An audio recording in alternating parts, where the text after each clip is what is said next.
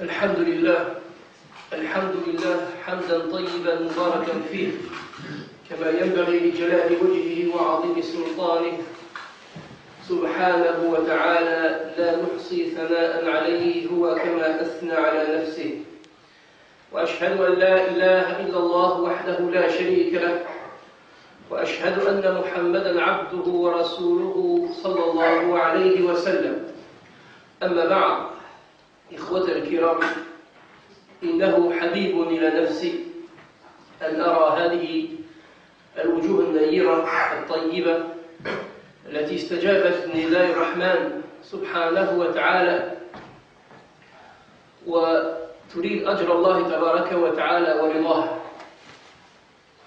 ونسأل الله تبارك وتعالى ابتداء كما جمعنا في هذا المسجد نسأله جل شأنه أن يحشرنا جميعا في زمرة حبيبنا المصطفى عليه الصلاة والسلام. Mes très chers frères, donc tout d'abord je souhaiterais exprimer ma joie de voir ces visages illuminés par la foi, Inch'Allah tabaraka wa ta'ala, qui ont répondu à l'appel du tout miséricordieux Allah subhanahu wa ta'ala. Et avant de commencer, nous avons pour Allah tabaraka wa ta'ala, comme il nous a rassemblés dans cette mosquée, qu'il nous rassemble également et qu'il nous réunit auprès de notre prophète sallallahu alayhi wa sallam dans les plus hauts degrés du paradis. Je remercie tous les frères, les organisateurs, les frères qui sont présents, les frères qui travaillent pour faire fonctionner cette mosquée dans le domaine de la da'wah. Qu'Allah tabaraka wa ta'ala accepte nos actions et fasse qu'elles pèsent lourd dans la balance, Inch'Allah tabaraka wa ta'ala, le jour de la résurrection. إخوة الكرام إن المسلمين يعيشون في هذه الأيام في شيء من الضيق والحرج ذلك لأسباب كثيرة منها أننا توجه إلينا سهام مسمومة تقصد المسلمين وتريد مسهم والانتقاص منهم وهذا نلاحظه كل يوم. Les frères, c'est vrai que durant cette période, les musulmans vivent dans une gêne. On vit un peu dans la gêne. On est pressé, car il y a de la pression. Cela parce que on dirige vers nous des flèches empoisonnées. Cela a toujours existé. D'un côté, من جهة نرى هؤلاء الأقزام هؤلاء الذين ذهب بهم جهلهم إلى أنهم تطاولوا على النبي عليه الصلاة والسلام تارة بهذا الفيلم المسيء إليه تارة بالرسوم المسيء إليه عليه الصلاة والسلام تارة باقتحام مسجد عندنا في باريس. D'un côté, il y a des gens, leur ignorance, leur jalousie, leur haine les a amenés à insulter notre prophète alayhi salatu wassalam, parfois par le film, vous vous rappelez qu'il y a quelques mois, parfois par des articles ou des dessins, des caricatures, parfois comme nous on a vu en France il n'y a pas longtemps, lorsqu'ils ont envahi une mosquée qui était en construction et brûlé les tapis de prière, et cela est fréquent. Et en fait ça a plongé les gens, les musulmans notamment, dans une ambiance, un environnement qui est difficile. جو أو مناخ يخنق المسلمين يمنعهم من التنفس الطبيعي في مجتمعهم.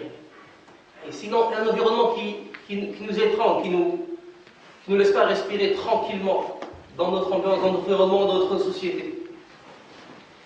Et cela, ça s'est répandu car ces menaces, ces attaques qui se font en direction des musulmans, de notre prophète sallallahu alayhi wa sallam, ça a amené les gens à prendre de l'aise, de la facilité dans la critique et dans le manque de respect envers l'islam et les musulmans. D'un côté, on sent de la gêne, on sent de la pression par rapport à ces événements.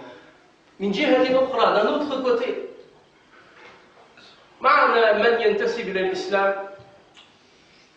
ورد على هذه الاتهامات بأعمال عنيفة منحرفة بعيدة ومجانبة عن الصواب تماما ليس لها أي تأصيل شرعي صحيح.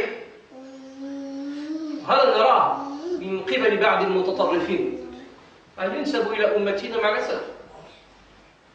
Et on voit d'un autre côté des gens qui s'affilient à l'islam, sont des musulmans, et qui répondent à cela par de l'exagération, de l'excès, des actes de violence qui ne sont absolument pas sourcés d'une manière cohérente par le Coran et la Sunna et la voie de nos pieux prédécesseurs, de l'excès, des textes qui ne sont pas appliqués dans leur contexte ou qui ne sont pas appliqués par rapport à des événements qui leur correspondent.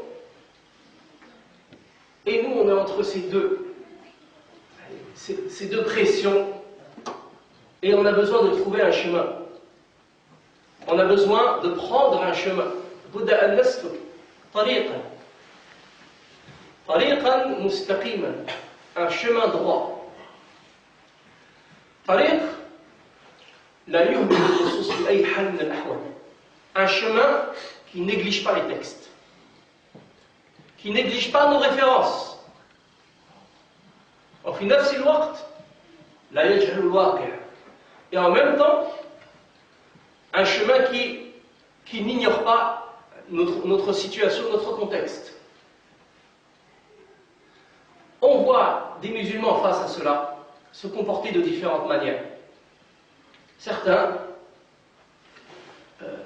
sous ces pressions, ressentent de la gêne d'exprimer leur foi ou de la rendre apparente.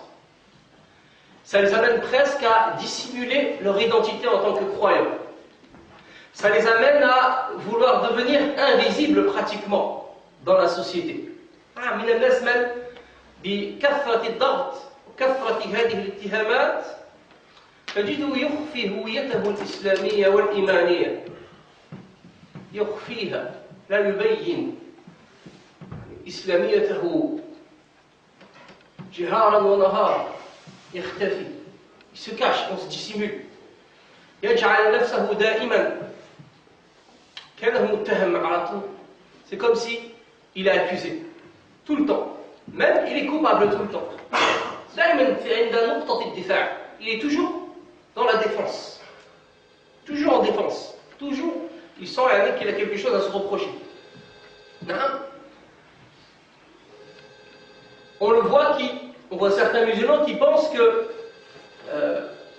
donner une application à l'islam ou le considérer comme mode de vie réel et comme référence dans toute chose, c'est rétrograde. Ça ne correspond pas à notre époque, ça ne correspond pas à la modernité, ça ne correspond pas à la civilisation.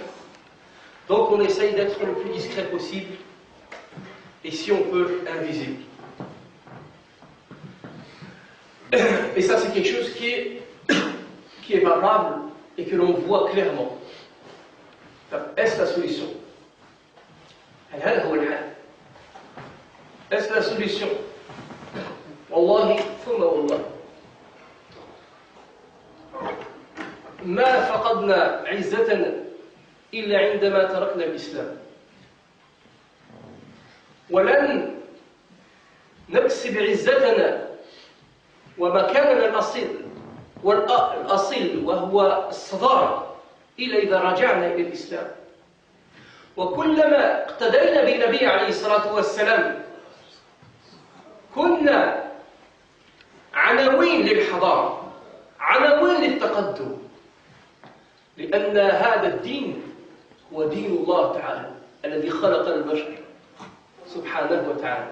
إن الدين عند الله الإسلام. Par Allah subhanahu wa ta'ala, il faut savoir tout d'abord que nous avons perdu l'élévation, nous avons perdu notre rang que lorsque nous avons renoncé à l'islam. Et si nous voulons retrouver notre rang, si nous voulons retrouver l'élévation, si nous voulons être à la hauteur de la grandeur de cette religion, eh bien cela ne pourra se faire que par l'intermédiaire de l'islam et rien d'autre. La religion auprès d'Allah, c'est l'islam, comme le dit Allah tabaraka wa ta'ala. Il n'y a que ce chemin pour retrouver l'izz Il n'y a que ce chemin pour retrouver l'honneur, pour retrouver notre réelle nature en tant que croyant. À chaque fois qu'on se rapproche des enseignements du prophète sallallahu alayhi wa sallam, on le prend comme modèle, wallahi, on ne cesse de se rapprocher ou d'être dans la civilisation, dans tout ce qu'elle représente, et dans la modernité, dans tout ce qu'elle représente et tout ce qui est conforme. Naam, cette religion, eh bien, c'est la religion de toute l'humanité et de tous les gens, peu importe les époques et peu importe les endroits. Donc ce n'est pas la solution. De cacher notre religion à cause de ces pressions ou à cause de certains égarés qu'Allah les guide et qui donnent une mauvaise image de l'islam. Ce n'est pas la solution. Certains prennent cette solution. On voit certains qui, au nom de l'islam et au nom de la prédication parfois, ils sont prêts à faire des concessions dans l'essentiel.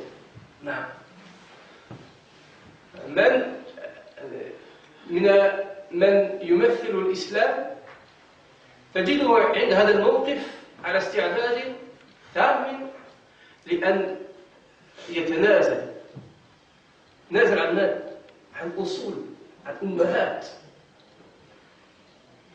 des choses essentielles. Tu le vois, il est prêt à donner les rênes de sa vie ou de sa conception de l'islam à d'autres personnes.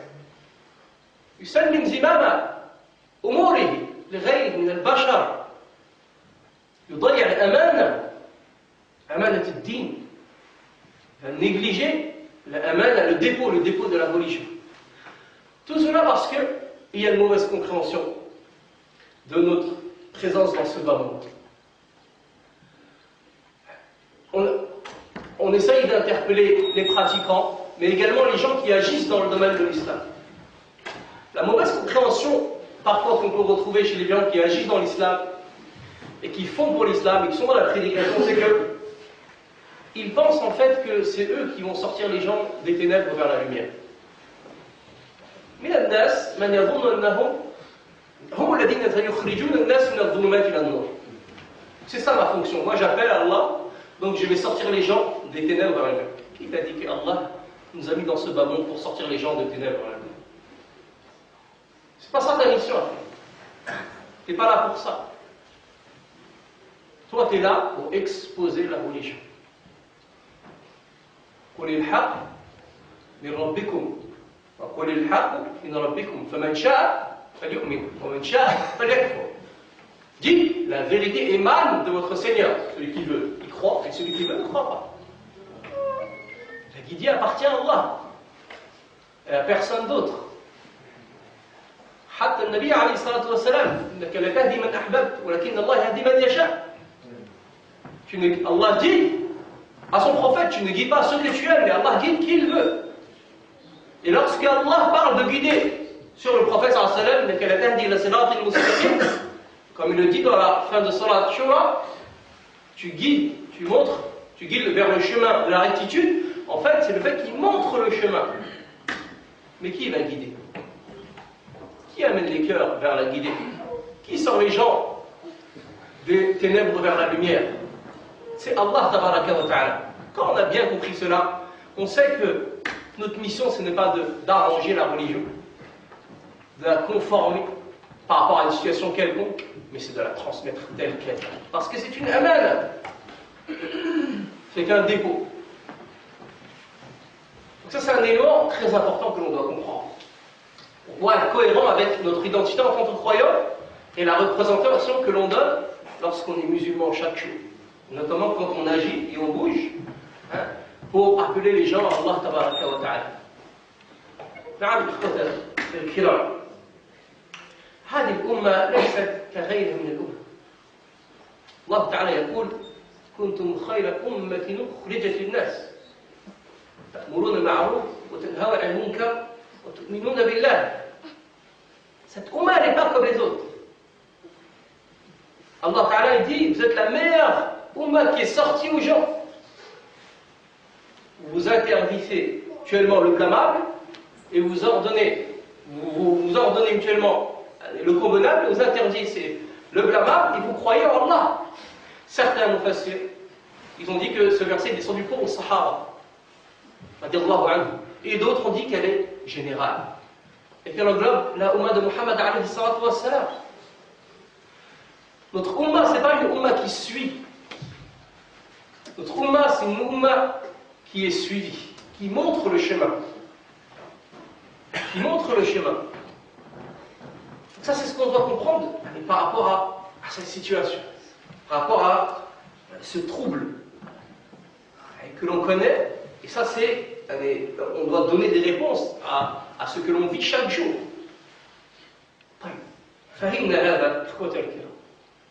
On a bien compris notre mission, et on a bien compris le rapport que l'on a avec cette religion, et qu'on n'a pas le moindre pouvoir de guider qui que ce soit, et que notre mission dans ce moment, c'est de montrer la vérité et l'annoncer aux gens. Et Allah choisira qui il veut parmi les cœurs pour les guider ou non. Donc peu importe. Il faut savoir que même si tu changes ta religion, même si tu fais des concessions dans ce qui est essentiel,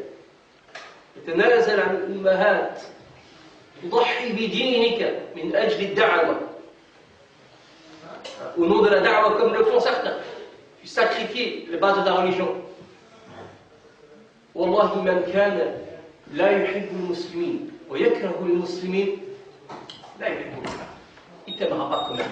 Celui qui n'aimait pas les musulmans et qui n'aimait pas l'islam, même si tu renonces à ta religion et tu délaisses les bases de ta religion, il ne t'aimera pas de toute façon. Il ne t'appréciera pas de toute façon. Et celui, même parmi les non-musulmans, ou ceux qui ne sont pas très pratiquants, ou ceux qui sont en égarement, qui respectent le Coran et la Sunna, ou qui respectent l'humain en tant qu'humain pour avoir un dialogue, bien, si tu restes intègre,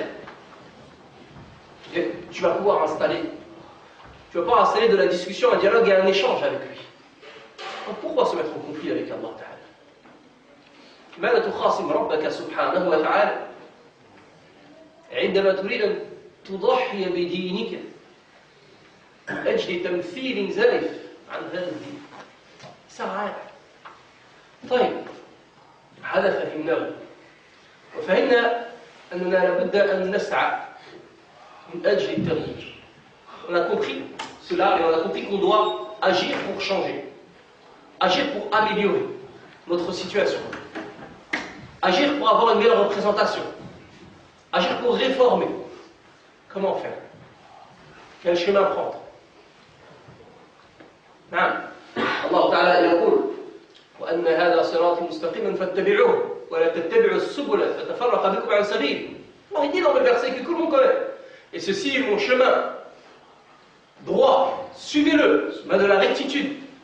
Et ne suivez pas les autres chemins qui vous éparpilleront, qui vous éloigneront, c'est-à-dire de ce chemin.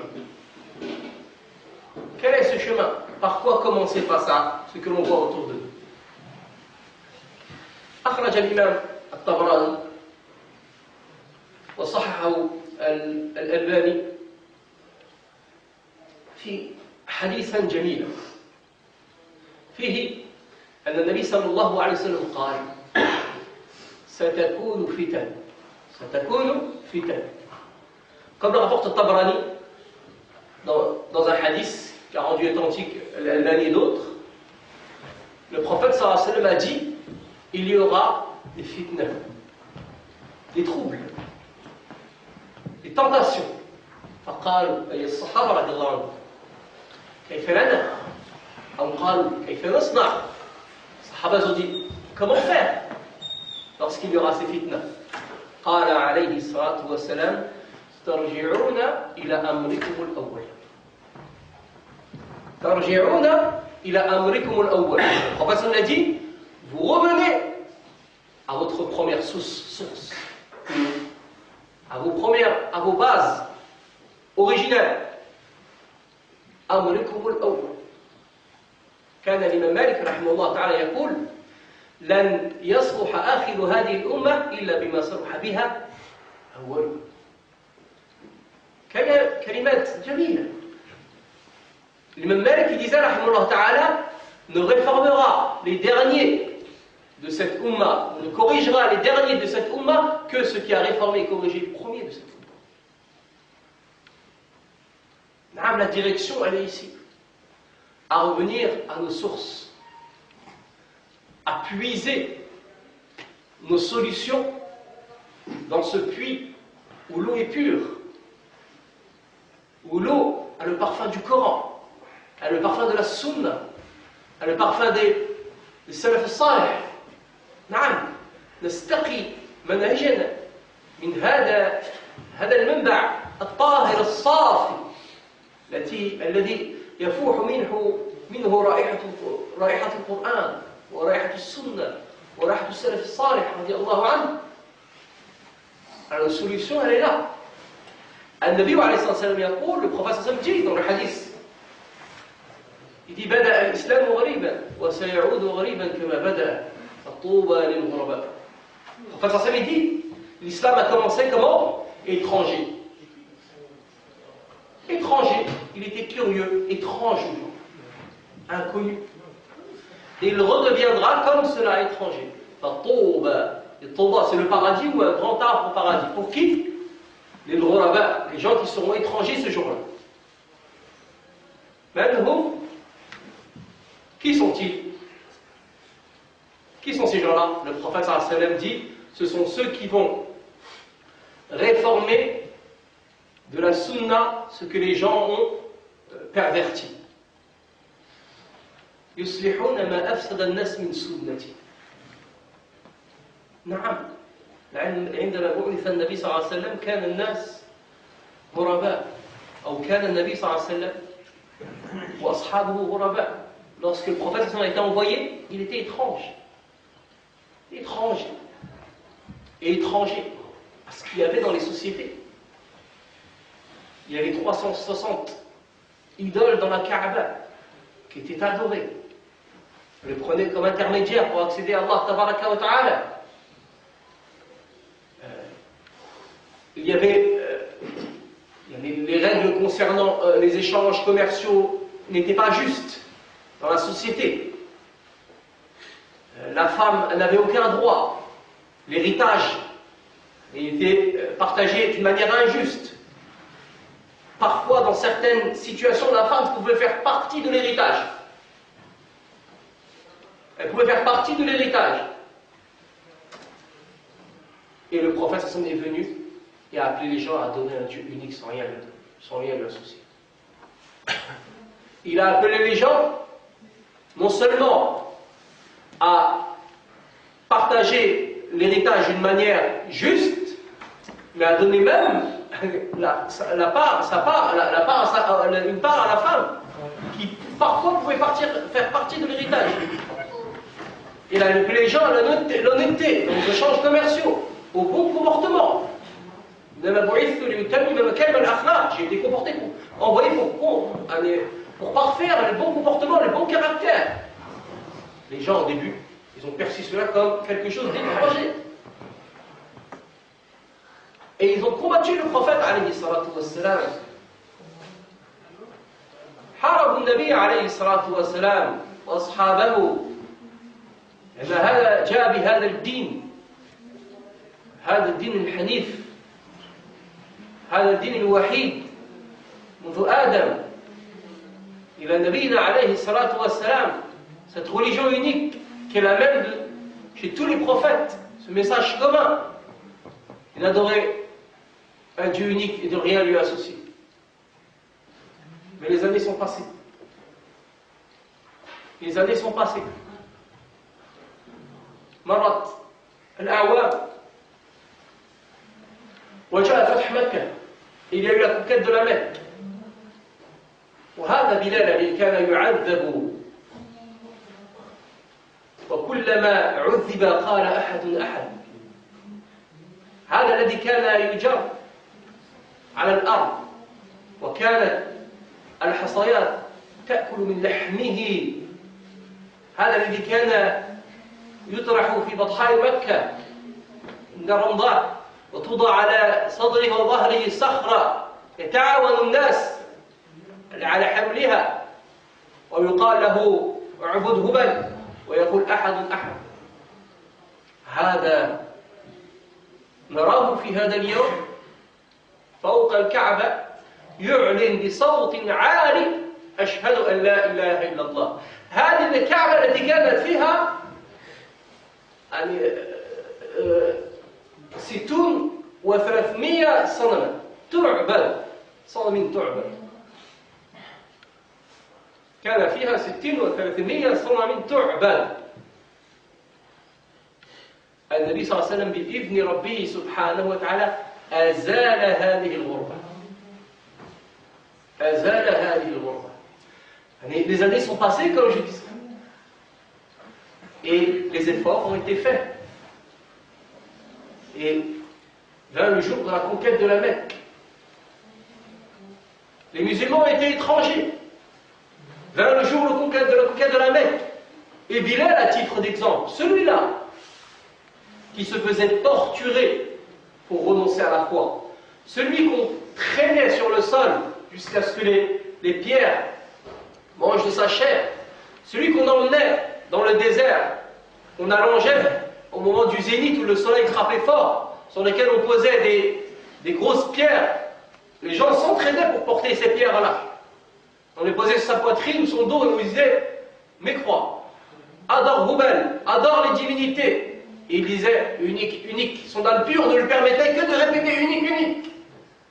Celui-là qu'on attachait par une corde autour du cou et qu'on traînait dans la Mecque et les gens se moquaient de lui, ce jour-là, Bilal, on le verra au-dessus de la Kaaba, déclarer avec sa voix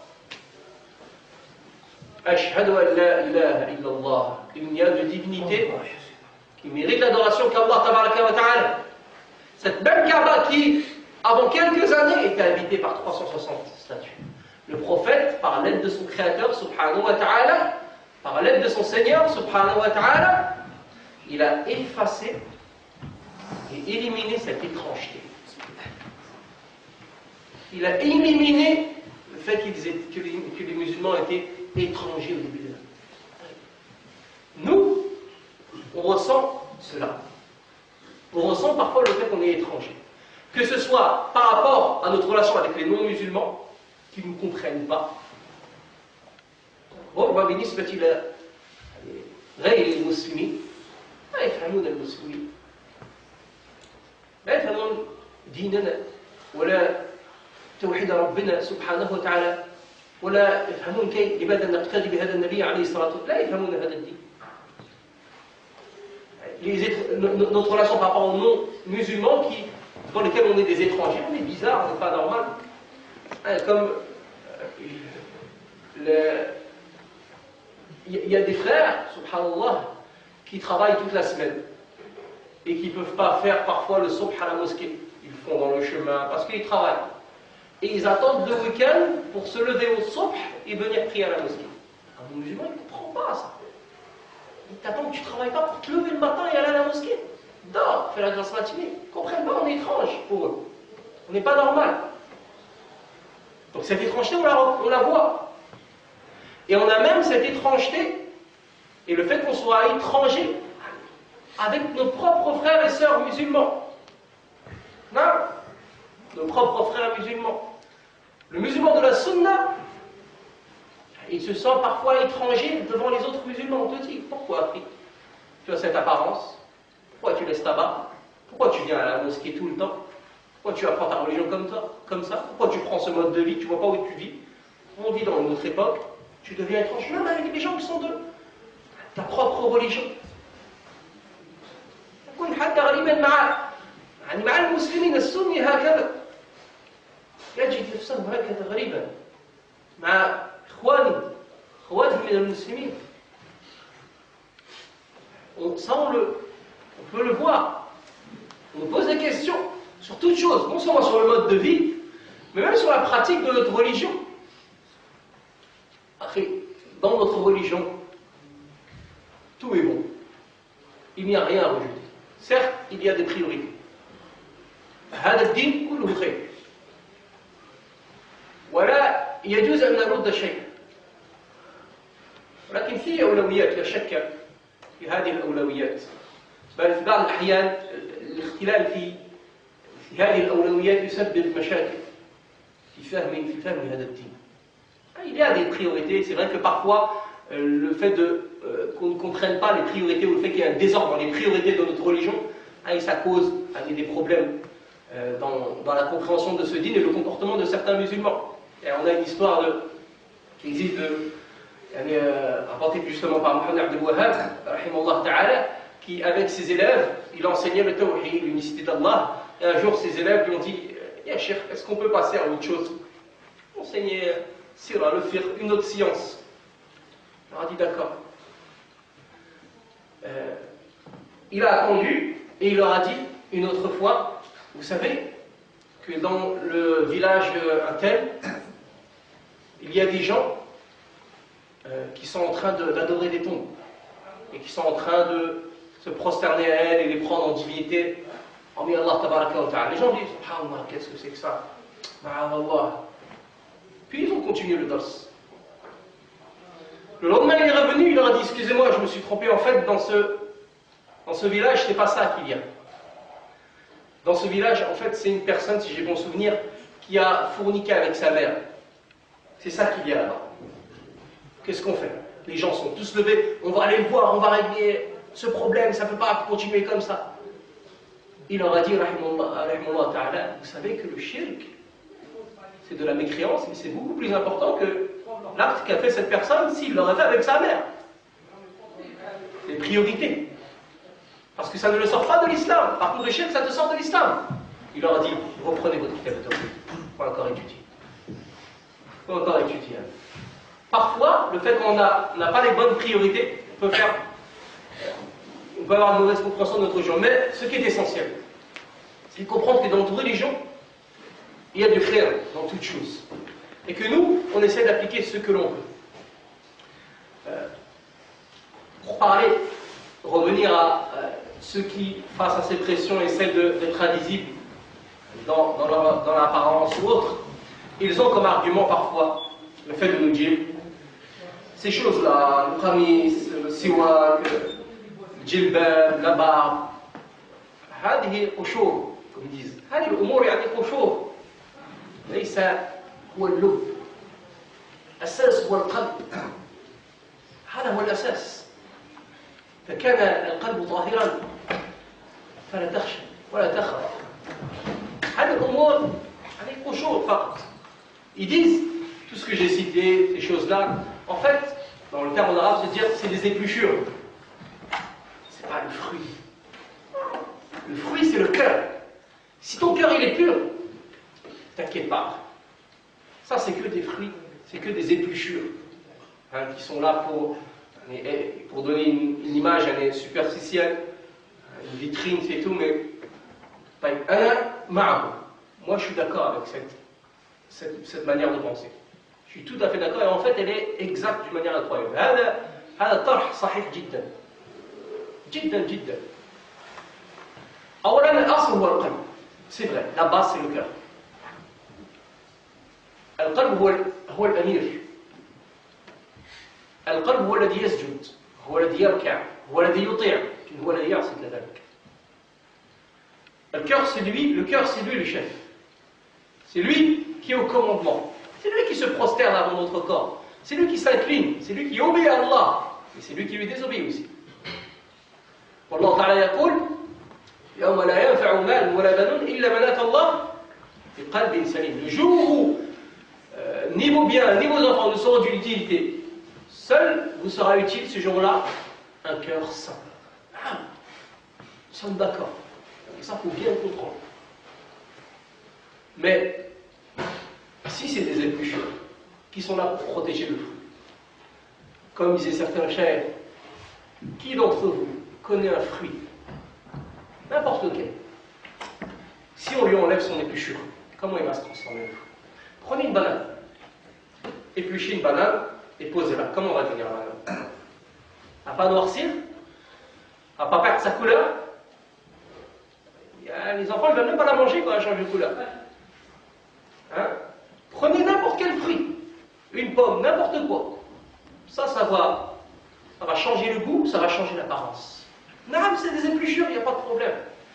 قشور نعم, لكن من رأى لبن يعيش بدون قشور. Qui aime un fruit vivant sans son épluchure? نعم, c'est des épluchures, mais ça protège ta religion. Ça protège ton dîn. Ça protège ta pratique. D'autres dîns, il n'y a que du bien dans tout ce qui est. Il faut savoir mettre des priorités, mais il n'y a que du bien dans tout ce qui est. نعم.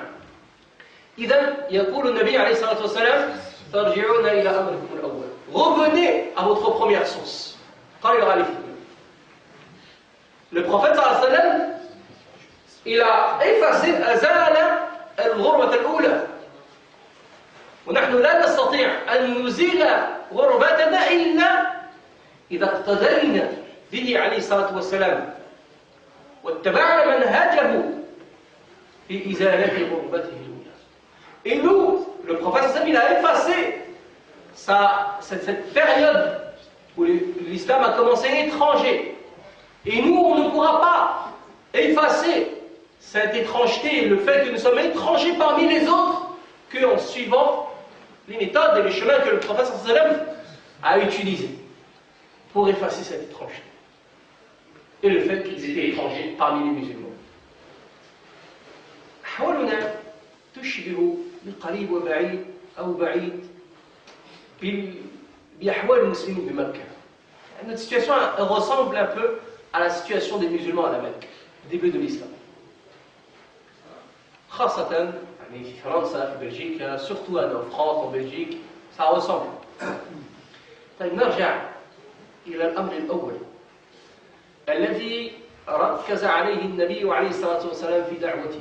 On revient à ce que le prophète sallallahu alayhi wa sallam a fait durant les premiers pas, premières actions dans la da'wah. Il a commencé par quoi notre prophète sallallahu alayhi wa sallam? بدأ بغرس الإيمان والإخلاص في قلوب المسلمين. Il a commencé par planter, si on peut dire ça de cette manière-là dans la tradition littéraire, les graines de la sincérité et de la foi dans les cœurs des croyants. بدأ دعوته على أساس التوحيد.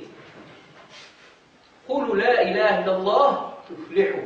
Il disait alayhi salam, dites la ilaha illallah, vous réussirez, vous connaîtrez la réussite. بدأ بهذا ابتداء. Parfois les gens disent, le prophète durant 13 ans à la Mecque, il a éduqué les sahaba sur le tawhid et l'unicité d'Allah et l'ikhlas. C'est pas exact. Le prophète sallallahu alayhi wa sallam, durant 23 ans, il a éduqué les gens sur le tawhid et l'ikhlas. Ça ne s'est pas arrêté à Médine. Ça ne s'est pas arrêté à Médine. Un des versets qui est le verset qui est un des symboles le plus forts de l'imam, de l'aqidah, c'est Ayatul Kursi. Il est descendu à Médine. Il n'a jamais cessé d'appeler les gens à la foi, d'appeler les gens à la sincérité, d'appeler les gens à l'unicité d'Allah tabaraka wa ta'ala. هذه هي المرحلة الأولى. أجل إخوته التصفية على أساس التوحيد والتربية منطلق منه. On purifie sur la base du tawhid et on éduque en partant du tawhid et de l'unicité d'Allah et de la foi et de la sincérité. Et de la sincérité. Naam. Et ça, c'est des conceptions qu'on doit bien comprendre. Pourquoi nous on appelle à cela? Pourquoi on répète cela? C'est parce qu'il y a des problèmes dans la Ummah. لماذا نحن ندعو دائما إلى هذا المبدأ؟ لأن في الأمة مشاكل كثيرة حول تحقيق التوحيد. في الأمة من الشرك ما فيه. صلى الله عليه وسلم. Parce que dans la Ummah, il y a des problèmes dans la réalisation de l'unicité d'Allah Ta'ala et de la foi et de la sincérité. Et moi je veux lier ces trois termes ensemble. Dans la Ummah, il y a de l'association. Qu'Allah nous en préserve. Il y en a. Dans différentes parties du monde. Je ne crois pas qu'il y ait un pays où il faut où on n'est pas touché par cela. Shaitan la yanam. Shaitan ne dort pas. Et des gens qui l'aiment, qui le soutiennent parmi les djinns et les ins également. Également. Si on n'aurait pas ces problèmes dans la Ummah, et on n'en parlerait pas. Tout le monde sait. Vous savez, واحد يعرف. في مشاكل حول من يطوف حول القبور، من يذبح بغير الله تعالى في بلادنا، من يذهب ينتظر الصيف ليرجع إلى بلاده ليشرك بالله تعالى. وعندما يكون في بلاد الكفر هنا لا يشرك بالله تعالى عملا، لكن اعتقادا يعتقد هذه الأمور لأنه يؤديها عندما يصل إلى بلاده. On sait qu'il y a des problèmes, par exemple autour des gens qui tournent autour des tombes, du mausolée, qui sacrifient pour autre qu'Allah, qui vont voir. Et il y a des gens qui, durant toute l'année, ils sont ici, ils ne font pas ce genre d'action. Dans les terres qui ne sont pas musulmanes. Et ils attendent de revenir aux terres musulmanes dans leur pays pour pouvoir faire du shirk. Et se rendre ces gens-là. On sait que ces problèmes existent.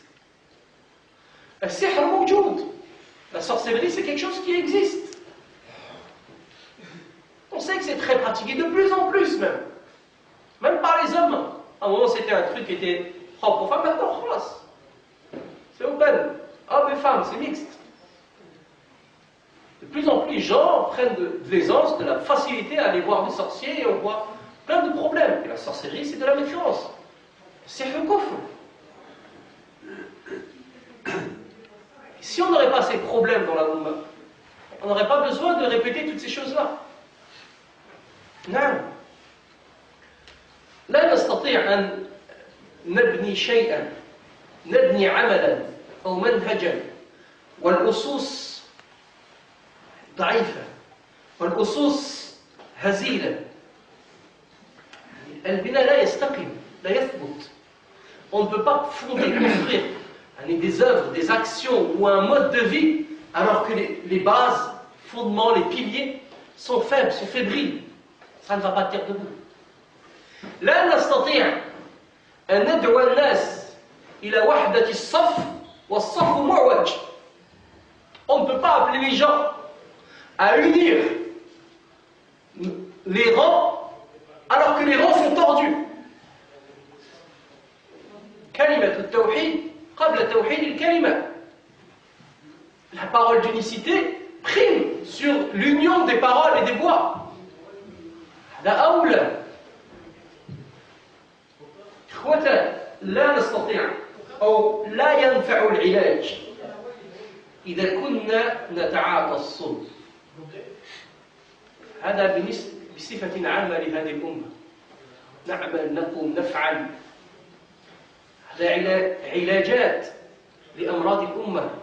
لكن لا نستطيع هذا العلاج لا ينفع إذا كنا نتعاطى الصم. صم الشرك والسحر والبدع وهذه الانحرافات. Il faut savoir que le remède ne peut être efficace si on ne cesse de s'injecter du poison. Si on ne cesse de s'injecter du poison. Et on peut faire plein de choses, avoir plein de projets qui sont des remèdes aux maux de cette Ummah, aux problèmes de cette Ummah. Mais si la Ummah, d'une manière générale, ne cesse de s'injecter du poison, le poison de l'injustice, de l'association, du cercle, de la conception de la religion, du rôle de la religion dans ta vie, comment cela va être efficace? Comment le remède pourra être efficace? Donc ça ne fonctionne pas de cette manière-là, et c'est pour cela qu'il faut régler ces problèmes et de cesser de se les recommander mutuellement et de les apprendre mutuellement. الأصل أيها الإخوة إذن هذا الإيمان وهذا التوحيد وهذه الكلمة الطيبة لا إله إلا الله كم جاء الحديث في فضلها. قال النبي صلى الله عليه وسلم كما رواه مسلم: من قال لا إله إلا الله يبتغي به وجه الله دخل الجنة. دخل الجنة. وفي حديث أخرى يعني حرم الله عليه النار. إذا قلت لا إله إلا الله صدقا كما جاء في بعض الأحاديث أو مستيقنا كما جاء في أحاديث أخرى. Comme cette parole est bonne, la ilaha illallah, comme elle est utile, comme elle est profitable pour le croyant. Le prophète sallallahu dit, celui qui dit la ilaha illallah, en recherchant la face d'Allah, rentrera au paradis. Dans un hadith, il dit, l'enfer lui sera interdit. Allah interdira à l'enfer de le toucher. Et dans un autre hadith, celui qui le dit avec véracité, celui qui le dit en ayant la certitude, cette parole est bonne, cette parole est utile pour nous. Mais comment la comprendre? طيب نحن بينا أن ما يناقض هذه الكلمة والتوحيد والإخلاص والإيمان أولا أشياء تتعلق بالشرك وما ذكرناه. Donc on a bien établi, on a bien montré que tout ce qui pouvait contredire cette parole bonne, la ilaha illallah, c'est tout ce qui a trait avec l'association et tout ce qui a trait avec ces pratiques où il y a plein d'innovations, où les gens se sont égarés du chemin que le prophète a tracé dans ce bas. Mais il faut qu'on soit assez précis, surtout entre nous. Il faut que là, ce soir, on apprenne à se corriger et on ressort avec des enseignements qui soient utiles pour nous immédiatement. أظن أن الحاضرين أو ليس من الحاضرين من يطوف حول القبور ومن يذهب إلى السحرة ومن يشرك بالله تبارك وتعالى. Je pense que parmi nous là, il n'y a pas de musulman qui va tourner autour des tombes, sacrifier devant une tombe ou aller voir un wali ou penser que qui que ce soit aurait un pouvoir de gérance dans ce bas monde, hormis Allah Ta'ala, ou qui que ce soit pourrait exaucer les invocations. Et je ne pense pas que parmi nous, il y a des gens qui vont aller voir les sorciers et qui tombent dans ces maladies ou ces péchés qui sont très graves. لذلك سننهج نهجا آخر حول تحقيق لا إله إلا الله شيء يناسب. Donc on va prendre notre direction pour comprendre cette tawhid, comprendre cette unicité d'Allah, quelque chose qui pourrait nous profiter nous directement ce soir. طيب من تلبيسات إبليس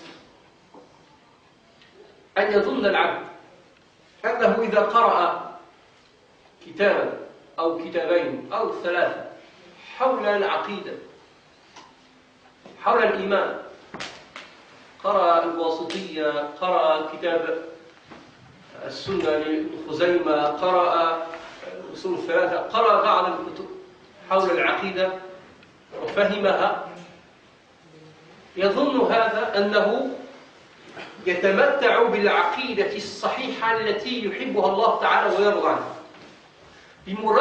بمجرد تخزين هذه المعلومات في ذهنه. Parmi les ruses de Iblis, les ruses du shaitan, il est le fait qu'on pense, qu'on peut croire que si on lit un ou deux ou trois livres concernant la aqidah, la foi, de manière correcte, des livres, des comme Wasatiyya ou d'autres, qu'est-ce qu'il y a dans le Fatawa, où tu lis Tahawiyya ou les premiers livres comme Sunnah ibn Khuzayma ou les autres, comme Usul al-Thalatha ou la Kitab al-Tawhid, tu as lu ces livres, tu les as compris, eh bien cela suffit pour pouvoir prétendre jouir d'une bonne aqidah, une aqidah authentique et d'une foi conforme. Et que seulement le fait d'avoir emmagasiné ces informations dans ta tête, ça te suffit pour revendiquer cela. Et ça peut être une ruse parmi les ruses de l'Iblis. Al-ilm أيها الإخوة كالإيمان لا يمكن أن يكون عقيدة. La science, c'est comme la foi. Ce n'est pas stérile.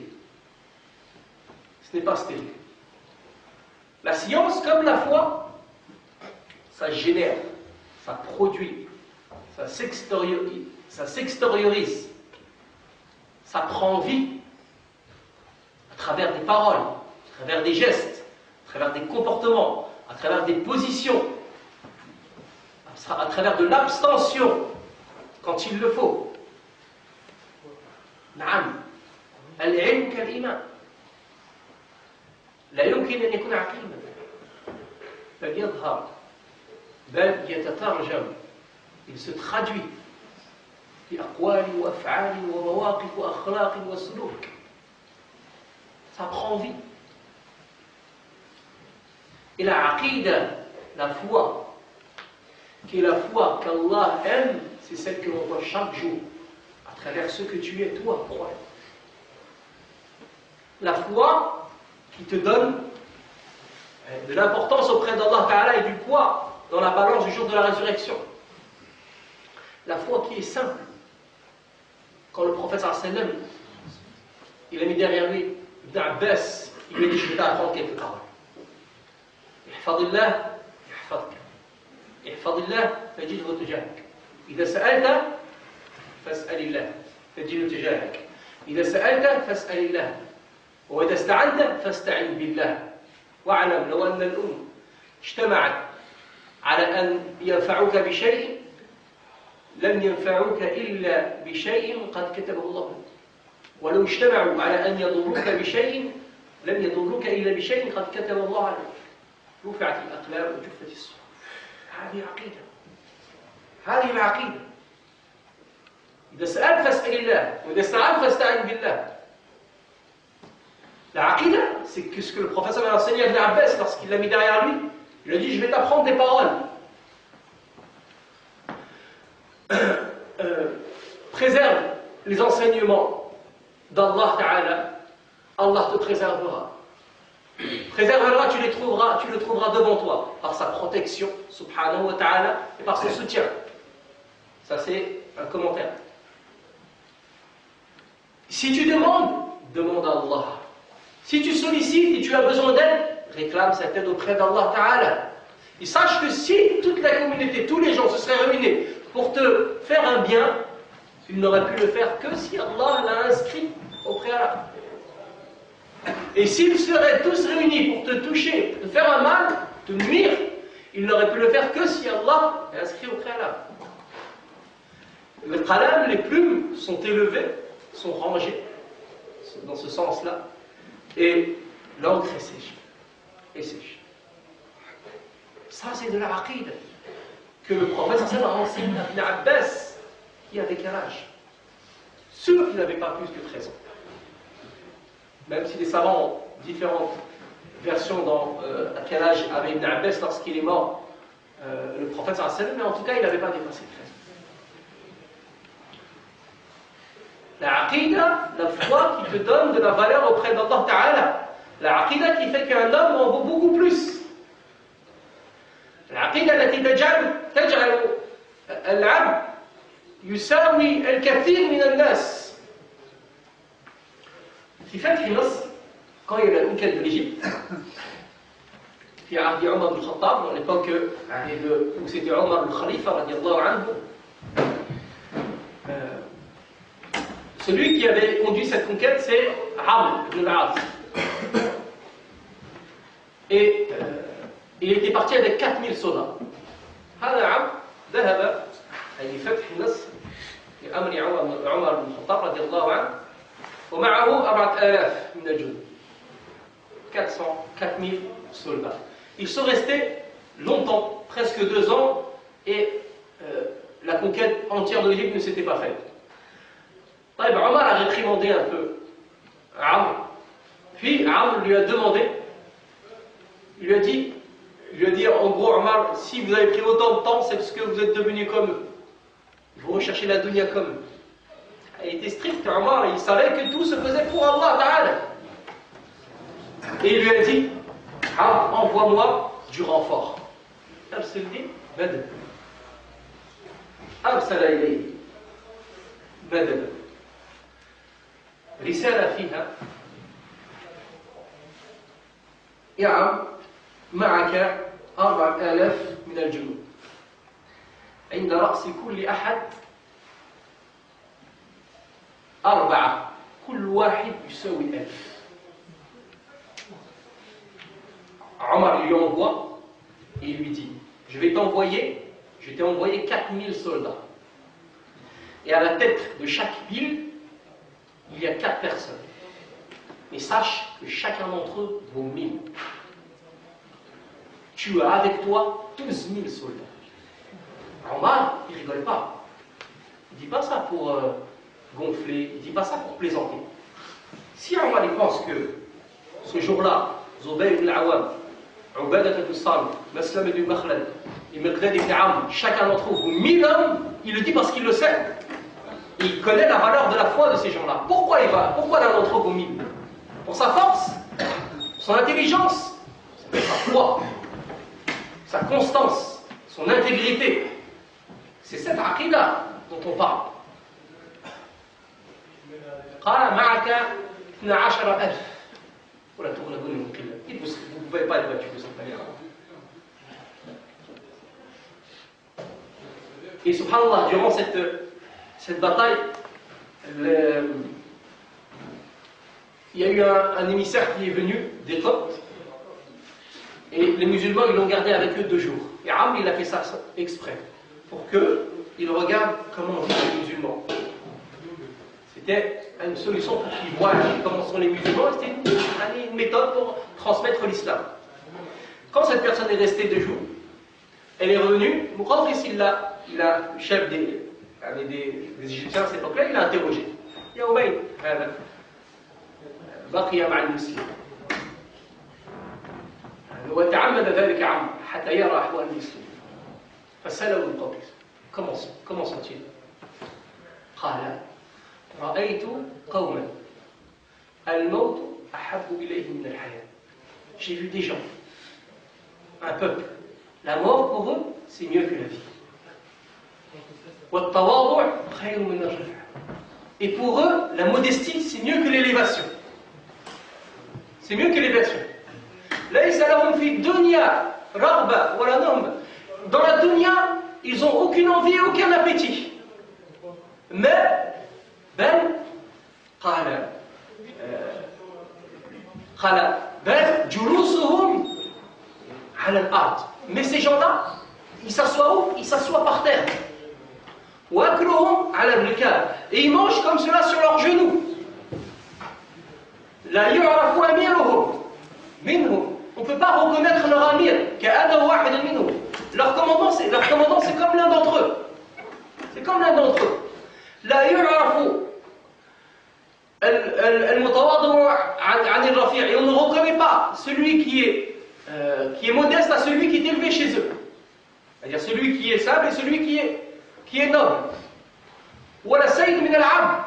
Et ni l'esclave du Seigneur, du maître d'entre eux.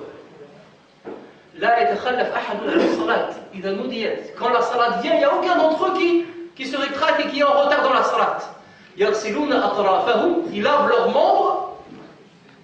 ويخشعون في الصلاة. Ils sont concentrés et ils sont dévoués dans leur prière. Regardez la description qu'il a eue de ces musulmans les premiers. Muqawqis il a dit Wallahi billadhi yuhlafu bih, par celui sur qui on jure nous. Ces gens-là, si ils veulent déplacer une montagne, ils la déplaceront. Cette fois, ce iman, c'est celui-là qui est utile. C'est cette aqidah qui est constructive, qui nous permet de faire des actions qui plaisent à Allah Ta'ala chaque jour. C'est celle-là que l'on veut. Je donne un exemple. Parmi les fondements de la aqidah, on sait qu'on doit croire au nom divin. من العقيدة عن التوحيد بالأسماء والصفات. ونحن لدينا قواعد طيبة جعلها أو وضعها علماؤنا من السلف انطلاقا فهما لما تركه النبي صلى الله عليه وسلم وأصحابه تبين لنا كيف لا نزيغ عن الطريق كيف نفهم هذه الصفات فهما صحيحا الحمد لله. Donc on a parmi les principes de notre tawhid de la aqidah, il y a la aqidah dans les noms d'Allah et ses caractères, ses sifat. Et nous, alhamdulillah, nous savons mis des règles inspirées par les textes prophétiques, le Coran avant cela, les textes prophétiques et la compréhension de Dieu frères et sœurs qui vont nous permettre de ne pas sortir du chemin lorsque on comprend cette aqidah. Sortir du chemin ou avoir une compréhension erronée qui n'est pas fidèle à celle du Coran et de la Sunna lorsque on cherche à comprendre ses noms divins et ses faits. D'accord? Alhamdulillah, cela d'une manière théorique, on l'a. Mais est-ce que cela suffit pour prétendre jouir d'une aqida authentique? Moi, je donne un exemple qui est le même. Parmi les noms d'Allah Ta'ala, il y a par exemple As-Sami', il y a Al-Basir. Parmi les noms d'Allah, il y a le fait qu'il est le clairvoyant, qu'il est l'audient, il entend toutes choses, subhanahu wa ta'ala, et il voit toutes choses. Pas, il voit, subhanahu wa ta'ala, pas comme nous voyons, humains. Laysa kamithlihi shay', wa huwa as-sami' al-basir, car rien ne lui ressemble, subhanahu wa ta'ala. On peut comprendre ça de manière théorique. Est-ce que cela nous suffit pour jurer d'une aqida sahiha? Celui qui a l'aqida sahiha, qui sait que cette aqida, elle doit produire des actions, de l'abstinence parfois, lorsqu'il s'apprête à mentir, ou lorsqu'il s'apprête à pratiquer la médisance, parler de son frère, derrière lui, d'une chose qu'il détesterait entendre, ou un namim, faire de la calomnie, ou de la vulgarité, ou ne pas respecter ses parents, lorsqu'on parle, ou faire quoi que ce soit, être malhonnête avec les gens. Elle est où ta aqida? Tu ne sais pas qu'Allah te voit? Elle est où? Il est où le fruit de ta foi?